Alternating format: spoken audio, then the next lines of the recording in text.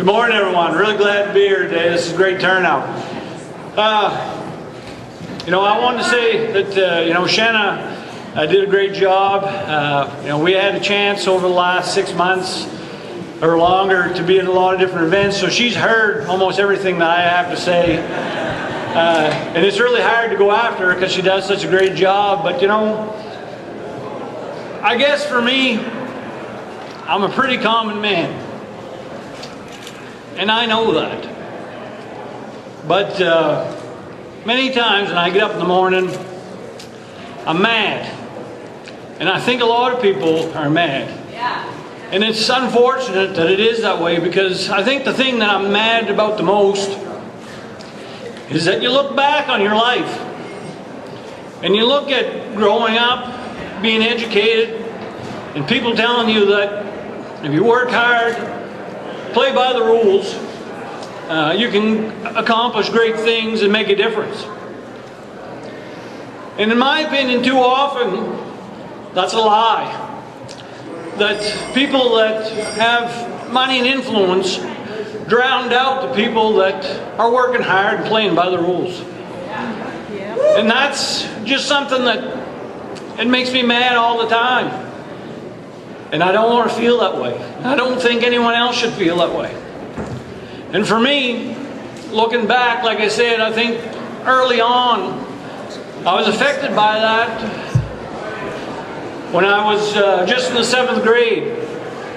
My father, who was a logger, much like everyone else that's in my community of northern Maine is loggers, took me to a strike when I was 12 years old.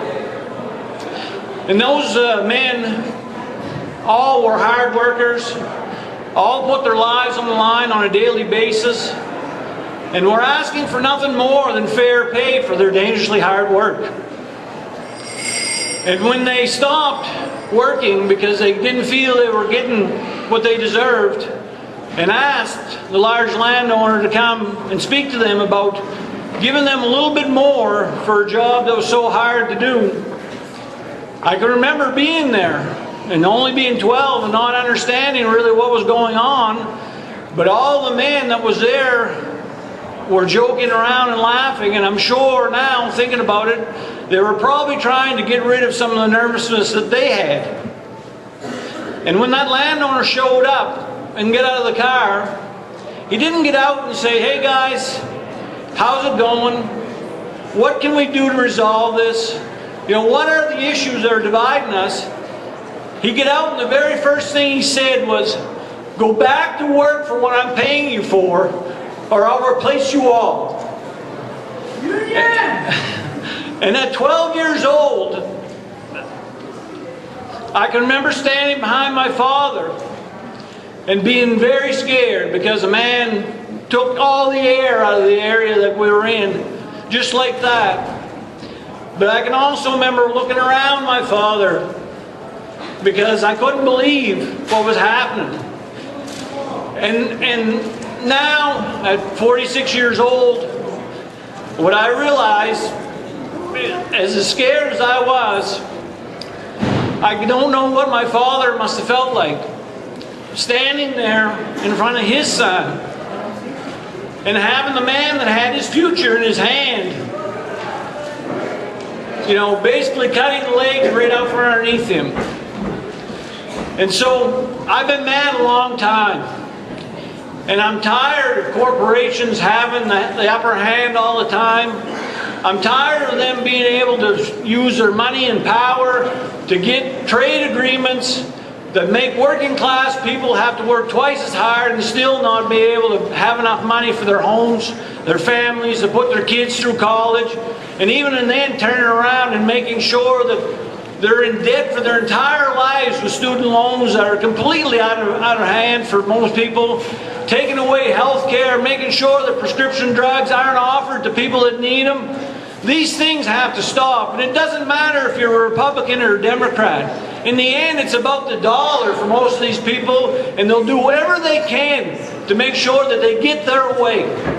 And more than anything, I think that people have to start realizing this state, and it doesn't seem to be a problem in this room because we're all here, But too often, people in this state feel like they can't ask for more. If they do say anything, they're going to be looked at as greedy. We have to ask for more. We have to demand more, because what they're giving us right now is scraps. And it's not fair. It's not right. We shouldn't feel like we have to be made and kept down, because, brothers and sisters, if we don't fight for it, I promise you there's no one else that's going to. And so, if there's anything that I can leave you here with today, is don't feel bad that you want more for you and your families. And don't worry about people try and make you feel like you're asking too much. If you want to have health insurance, if you want to be unionized, if you want to have a home that you don't have to worry about losing the heat in or anything like that, if you want to be able to be secure in your food and make sure that your kids and your grandkids aren't going to bed at night hungry, don't worry about fighting for those things, because you're the people that make sense. You're doing the things that are right. And you shouldn't let the people with money and power continue to make you feel like you're asking for too much. Because in my opinion, they've got everything and they don't deserve anything. Yeah.